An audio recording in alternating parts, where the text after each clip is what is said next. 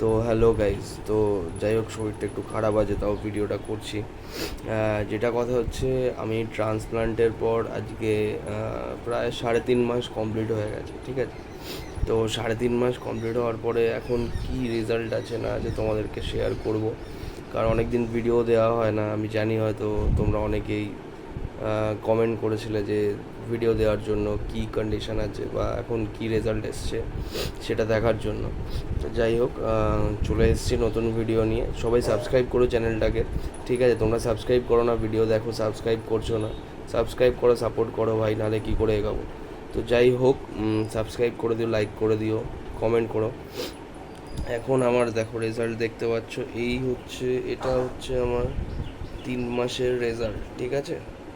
এইটা হচ্ছে 3.5 মাসের রেজাল্ট। কালকে একটা পিআরপিতে গেছিলাম, ওটা ভিডিওর সাথে অ্যাড করে দেবো দরকার হলে। কালকেও পিআরপি নিয়ে এসছে একটা, এই হচ্ছে রেজাল্ট।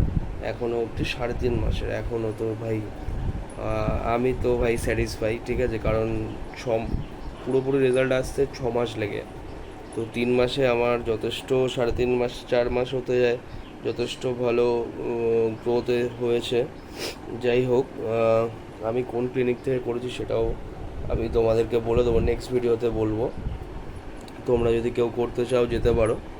তো দেখতেই পাচ্ছ, আর ডোনার এরিয়া দেখতে গেলে দেখে নাও, ডোনার এরিয়াও পুরোটাই হিল হয়ে গেছে, ঠিক আছে। দেখতে পাচ্ছ কিনা জানি না আমি।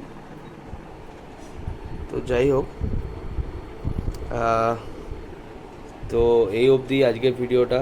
তো নেক্সট ভিডিওতে আবার দেখা হবে, আবার এরপর আরেকটা ভিডিও করব। মিনক্সিডিল আমি যেটা ইউজ করছি ওটাও দেখাবো তোমাদেরকে পরের ভিডিওতে। কি মিনক্সিডিল ইউজ করছি, কি শ্যাম্পু ইউজ করছি, সব দেখাবো এর পরের ভিডিওতে। তো আপাতত টাটা, চলো দেখা হচ্ছে নেক্সট ভিডিওতে।